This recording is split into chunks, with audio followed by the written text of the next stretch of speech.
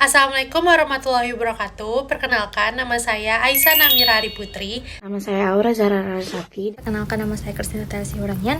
Perkenalkan, nama saya Fairuz Rumaisa Ezkia Rahmayuan. Perkenalkan, nama saya Muhammad Zadal Al-Fatin. Di sini saya akan menjelaskan 7 tokoh psikologi. Lanjut yang keenam adalah Lev Vygots, itu pada 1896 sampai dengan 1934. Dia merupakan psikolog asal Rusia dan terkenal dengan teori sosial kulturalnya.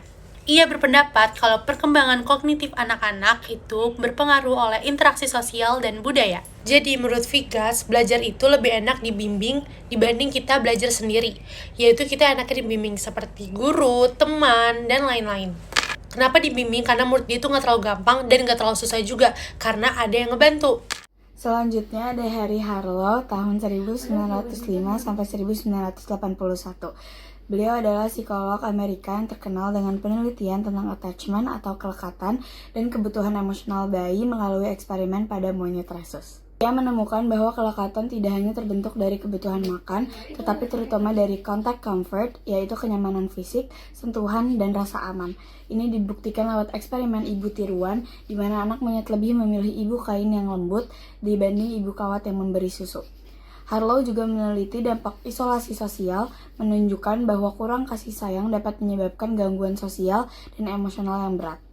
Penelitiannya sangat berpengaruh dalam psikologi perkembangan dan pemahaman mengenai pentingnya kasih sayang, tetapi juga kontroversial karena metode eksperimen yang dianggap kejam. Oke, baik, kita lanjut di materi yang ke-6 dan di tokoh yang ke-6. Untuk materinya ada di Developmental Psychology from Infant to Adult. Untuk tokohnya yang saya ambil ini ada di Albert Bandura dari 1925 sampai 2021. Albert Bandura ini adalah seorang psikologi Kanada Amerika yang dikenal sebagai pelopor teori pembelajaran sosial atau social learning theory, dan salah satu tokoh paling penting atau yang paling berpengaruh dalam sejarah psikologi.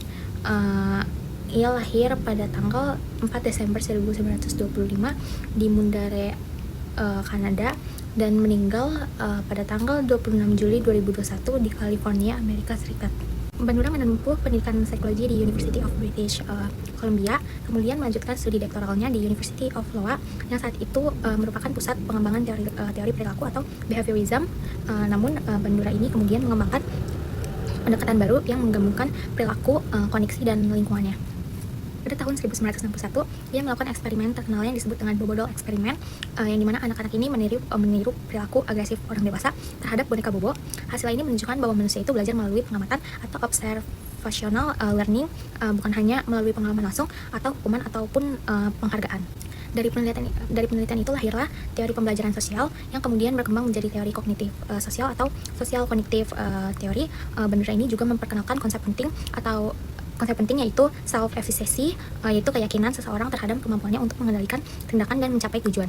Jadi menurut saya kesimpulan yang saya bisa ambil dari tokoh ini, Albert Bandura ini adalah tokoh besar dalam psikologi modern yang menjelaskan bahwa manusia itu belajar dengan mengamati, meniru, dan berpikir bukan hanya melalui pengalaman langsung, dan teorinya ini tentang pembelajaran sosial dan social efficacy yang menjadi dasar bagi banyak pendekatan pendidikan, terapi, maupun pengembangan diri hingga saat ini. Selanjutnya ada Erik Erikson.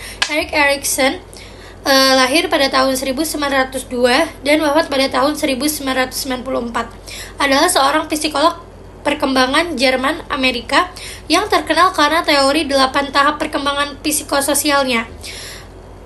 Erikson percaya bahwa setiap tahap kehidupan ditandai oleh krisis atau konflik yang harus diselesaikan untuk perkembangan yang sehat.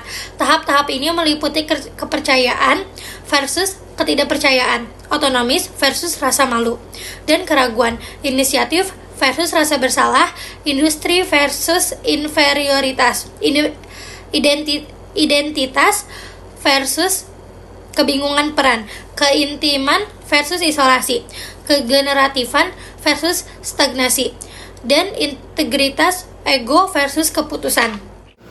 Lalu dari bab 6, yaitu Developmental Psychology, ada tokoh yaitu John Bowlby. John Bowlby dikenal sebagai tokoh yang mengembangkan teori keterikatan atau attachment theory.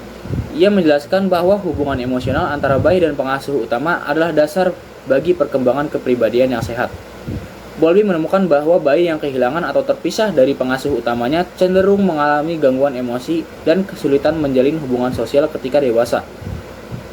Bersama Mary Ainsworth, ia mengidentifikasi beberapa pola keterikatan seperti aman, cemas, dan menghindar. Bowlby menolak pandangan behaviorisme yang menganggap kasih sayang hanya muncul karena kebutuhan makan. Ia menegaskan bahwa hubungan emosional memiliki nilai biologis dan psikologis yang sama pentingnya dengan kebutuhan fisik.